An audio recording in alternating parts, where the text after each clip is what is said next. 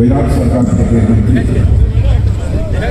त्रिहर्ष शानवी और यहाँ की प्रत्याशी श्रीमती स्नेहा दुबे, जिलाध्यक्ष महेंद्र पाटिल, मनोज पाटिल, रानी द्विवेदी, नीलेश टेंडुल, राजा राम कमल, ईश्वर धुले और यूरी गोंसाल्विस और यहाँ मौजूद मेरे सभी सम्मानित बहनों एवं भाइयों,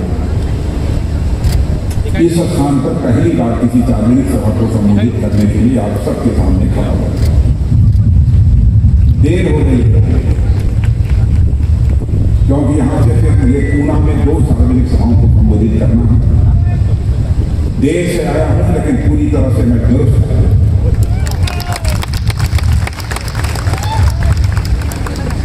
आपके प्रत्याशी स्नेहा दुबे को बोलते हुए मैंने पहली बार सुना और हमारे राजनीतिक जीवन का जो अनुभव है उस आधार पर मेरे बहनों भाइयों में कह सकता हूं, यदि स्नेहा दुबे को चुनकर आपने महाराष्ट्र की विधानसभा में भेजा तो आपकी समस्याओं को आवाज देने का काम कोई करेगा तो स्नेहा दुबे।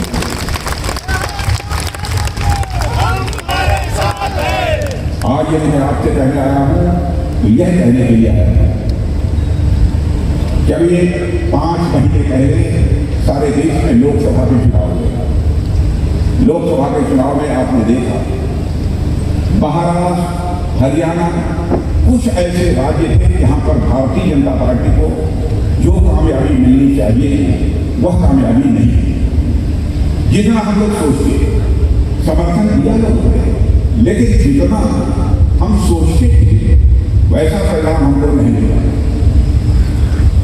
लेकिन यदि आपने देखा हो हरियाणा में अभी हाल में ही विधानसभा का चुनाव हुआ, लोकसभा चुनाव होने के 3-4 महीने बाद जिस हरियाणा में लोकसभा चुनाव में हमको हमारी अपेक्षा के अनुरूप कामयाबी नहीं मिल पाई थी, उस हरियाणा में जनता ने विधानसभा के चुनाव में भारतीय जनता पार्टी को क्लियर मेजॉरिटी देकर चलेगा थोड़ा मुझे लगता है कि इन राज्यों के लोग जहां पर भारतीय जनता पार्टी को लोकसभा के चुनाव में कामयाबी नहीं मिल पाई, यह महसूस कर रहे हैं कि कहीं कहीं कोई चूक हो गई, क्योंकि लोग इस सच्चाई को जानते हैं कि भारत को महाराष्ट्र यदि हमको ले जाना है तो महाराष्ट्र को आगे ले जाने के लिए यहाँ डबल इंजन की सरकार चाहिए, सिंगल इंजन की सरकार से काम नहीं चलेगा। इस महाराष्ट्र में भी एक इंजन और सेंटर में भी एक इंजन, डबल इंजन की यहाँ सरकार चाहिए। इसलिए आप कहीं चले जाइए महाराष्ट्र। कल मैं झारखंड में था, कई सार्वजनिक सभाओं को मैंने संबोधित किया। क्या हुजूम, क्या भीड़, क्या लोगों के अंदर उमंग और उत्साह कि मेरे बहनों भाइयों, राजनीतिक विश्लेषक जो होते हैं, राजनीति के जानकार पंडित जो होते हैं, अब उन लोगों ने डंके की चोट पर यह कह दिया है कि झारखंड और महाराष्ट्र दोनों में इस बार क्लियर मेजॉरिटी से सरकार यदि किसी की बनने जा रही है तो भारतीय जनता पार्टी के नेतृत्व की एनडीए सरकार है। और मैं यह भी कहना चाहता हूं, आप जानते हैं लंबे समय तक जब भारत आजाद हुआ तो लंबे समय तक किसी की हुकूमत रही है तो कांग्रेस की हुकूमत रही है। बराबर इन लोगों ने कहा हम सरकार इसलिए बनाना चाहते हैं क्योंकि भारत से हम गरीबी को दूर करना चाहते हैं। मेरे बहनों भाइयों, मैं आंकड़े नहीं, लेकिन सच्चाई है 52-54 वर्षों तक लगातार जिस कांग्रेस की हुकूमत की राज्य में भी और दिल्ली में गरीबी को दूर नहीं कर रही। लेकिन आज मैं दावे के साथ ये कहने की स्थिति में हूं, जब से 2014 से केंद्र में मोदी जी के नेतृत्व में एनडीए की सरकार मेरी बहन भाई को बनी है, आंकड़े यह बताते हैं कि मोदी जी ने 7-8 वर्षों के अंदर 25 करोड़ हिंदुस्तानियों को गरीबी रेखा से बाहर करने में कामयाबी, 25 करोड़ लोगों को गरीबी रेखा से बाहर करने में कामयाबी हासिल की। और धन दौलत के दृष्टि से देखा जाए जो हमारा भारत पहले दुनिया में गरीब भारत के रूप में जाना जाता था, आज धन दौलत के मामले में हमारा भारत दुनिया की टॉप 3 कंट्रीज में टॉप 3 देशों में आकर हमारा भारत खड़ा हो गया। और अभी टॉप 5 कंट्री में खड़ा हो गया है और बड़े बड़े अर्थशास्त्री अब यह दावा करने लगे हैं कि वह दिन दूर नहीं है कि 2027 आते आते धन दौलत के मामले में, अर्थव्यवस्था के आकार के मामले में यह भारत दुनिया के टॉप 3 कंट्रीज में खड़ा हो जाएगा।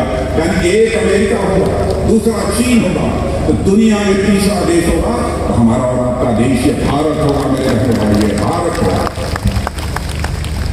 हमारे प्रधानमंत्री ने कितना काम किया है, कितना काम किया। राज्यों को पैसा दिया, जिनके पास पक्के मकान नहीं हो तो पक्का मकान। मैं जानता हूं महाराष्ट्र की हमारी सरकार ने, जो शिंदे जी के नेतृत्व में, हमारे देवेंद्र फडणवीस के नेतृत्व में, अजीत पवार के नेतृत्व में चल रही है। बहुत सारे लाखों की संख्या में यहाँ पर आवास बन रहे हैं। हमको बताया गया 26 लाख से अधिक बन रहे हैं, आवास बन रहे हैं। सारे हिंदुस्तान में हम लोगों ने 1 करोड़ ऐसी महिलाएं जिनके के पास 10-5 हजार रुपया भी नहीं होता था, उनको हम लोगों ने लखपति बनाया है। और बहनों, माताओं बहनों, आपको बता देकर जाना चाहूँगा, ऐसे ही हमारी सरकार यहाँ बना दीजिए और दिल्ली में हमारी सरकार है तो हम सारे हिंदुस्तान में 3 करोड़ बहनों को लखपति बना देंगे। मेरे बहनों भाइयों, ये हमारी सरकार का काम। महायुति की सरकार का यहाँ का प्रश्न है। महायुति की सरकार ने बहुत ही अच्छा काम किया, सब लोग इस सच्चाई को स्वीकार करेंगे। और यहाँ तक कि इस सरकार ने एक उत्तम काम जो यह किया है कि 2.5 लाख रुपए से कम जिन लोगों की आमदनी है, ऐसे 31 साल से लेकर 65 साल के बीच की या माताएं बहनें जो यहाँ पर बैठी हैं, जो महिलाएं बैठी हैं, उनको हर महीने 1500 रुपया दिया जाएगा। 1500 में 1 पैसा भी कोई माँ का लाल काटने नहीं पाएगा। वह 1500 रुपया सीधे सीधे आपके बैंक में आकर जमा हो जाता है। ये बहुत बड़ा यह महाराष्ट्र की सरकार ने अपने दमखम के आधार पर किया है, किसी का समर्थन नहीं है। तो हम इस सच्चाई को जानते हैं। महिलाओं के लिए क्यों कर आधी आबादी को छोड़कर यदि हम भारत का विकास करना चाहते हैं तो किसी भी ऐसे काम यदि कोई सरकार कर सकती है तो केवल और केवल भारतीय जनता पार्टी के नेतृत्व की। माताओं बहनों की चर्चा मैं इसलिए कर रहा हूँ, बड़ी संख्या में माताएं बहनें यहाँ पर मौजूद। आप पहले चुनाव होता था, इनके लिए रिजर्वेशन होता था जिला पंचायत में, नगर पंचायत में, नगर पालिका में, विधानसभाओं में भी स्नेहा दुबे ही चुनकर नहीं जाएंगी। स्नेहा दुबे जैसी इस महाराष्ट्र के विधान में 100 में 35 महिलाएं जीतकर जाएंगी। मैं जानता हूँ बुनियादी ढांचों का भी बहुत तेजी के साथ यहाँ पर हमारी सरकार ने उसका विकास किया है। और एक तो ऐसा बंदरगाह यहाँ पर बना दिया है, उसको बाढ़ पोर्ट ऐसा बंदरगाह बनाया नहीं है कि आधारशिला बंद कर ऐसा बना दिया है कि हिंदुस्तान में जितने बंदरगाह हैं उनकी जितनी क्षमता है उससे अधिक आपके वर्ल्ड पोर्ट की यह क्षमता होगी। यह करिश्माई काम यहाँ पर हमारी सरकार ने किया है। और सबसे बड़ी आयुष्मान भारत के अंतर्गत यहाँ लोगों को कार्ड मिला है कि नहीं? आयुष्मान कार्ड किसी को मिला है क्या? इधर मिला है नहीं? इधर नहीं मिला है। कुछ जिनको मिला है जरा वहां बताइए। देखिए इन लोगों को मिला है।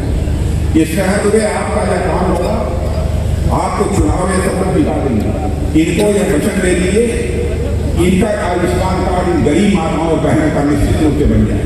और आयुष्मान कार्ड इसमें हाथ दूसरे के जीतने के बाद बनेगा तो मेरी माताओं बहनें सुन लेना, 5 लाख रुपए तक का आपका मुफ्त इलाज किया जाएगा। 1 साल में 5 लाख रुपए।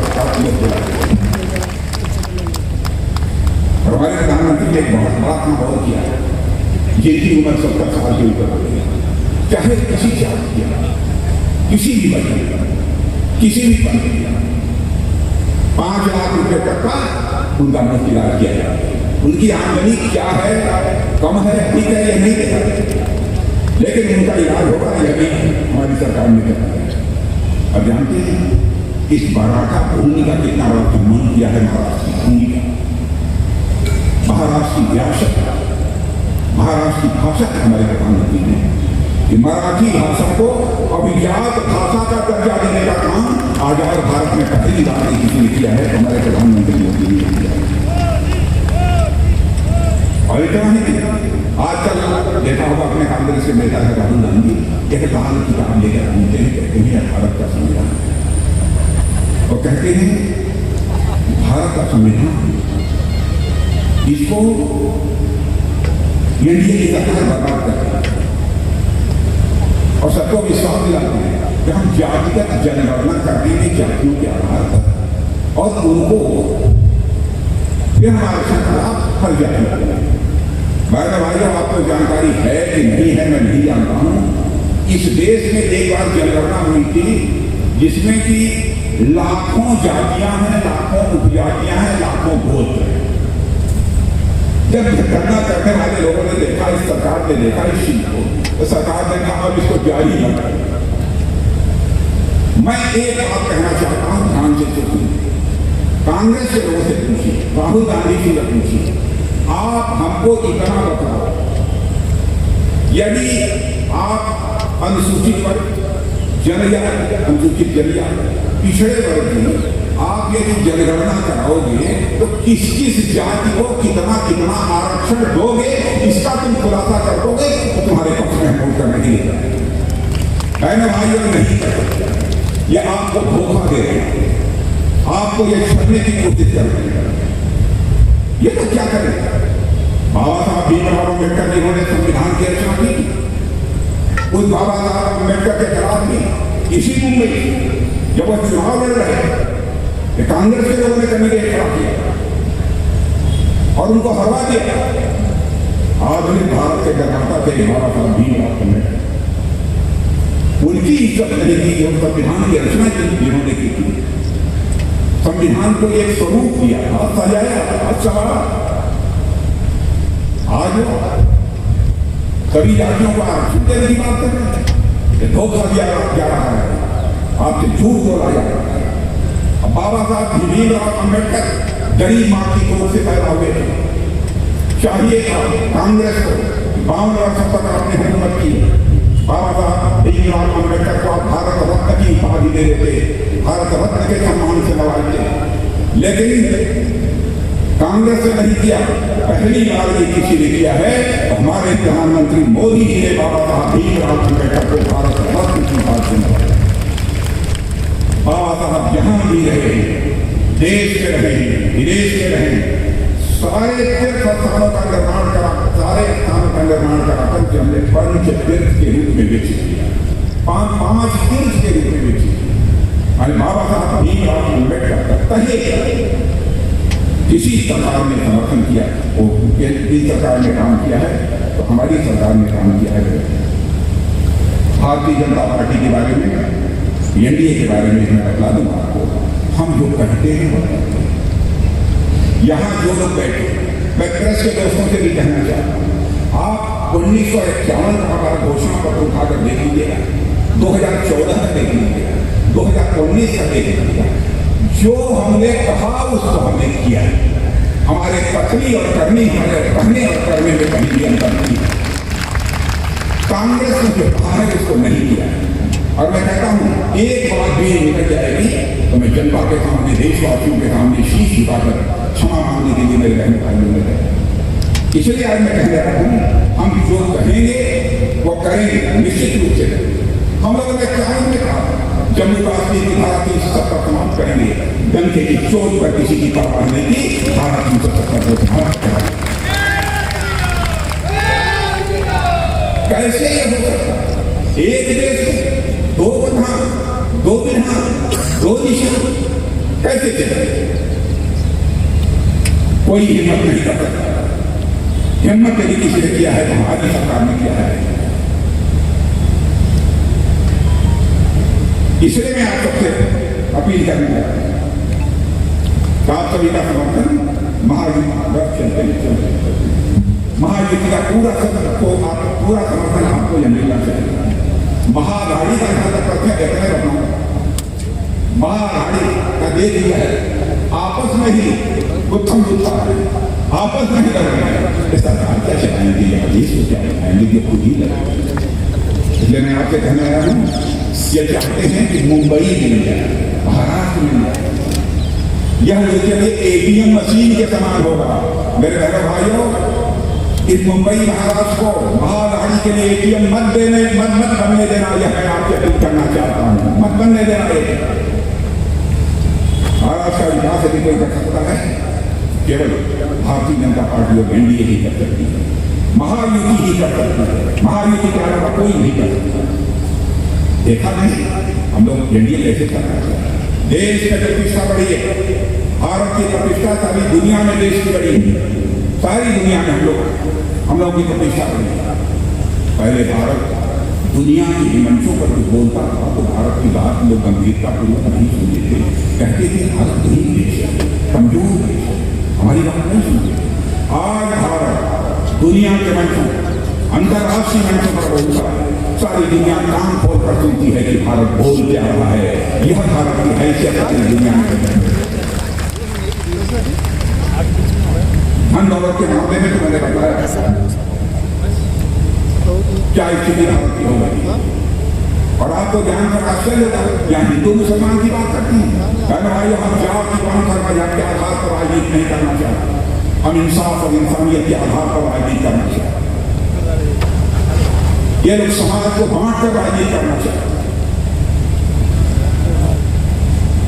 और उन लोगों को बताना चाहता हूं सरकारें तो आती जाती रहेगी लेकिन देश सदैव बना रहेगा। देश की चिंता करो, केवल सरकार की चिंता करो।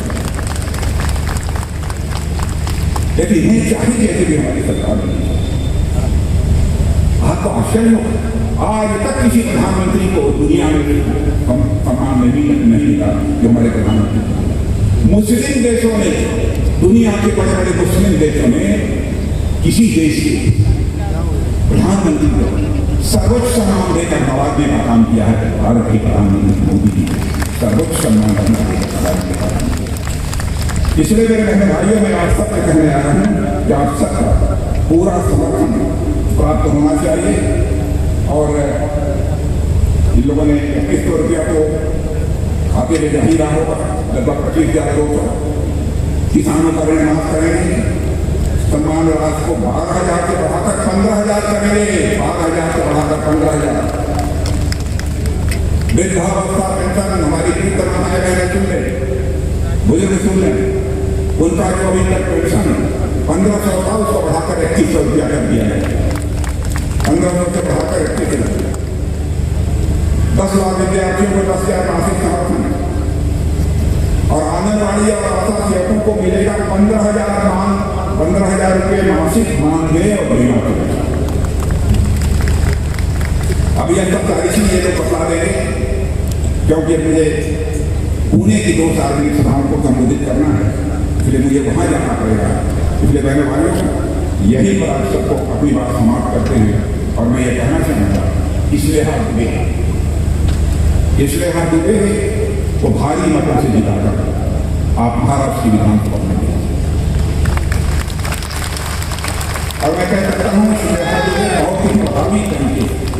बहुत ही प्रभावी तरीके से आपकी समस्याओं को विधानसभा में आवाज देने का काम करेंगे, ऐसा मेरा पक्का विश्वास है।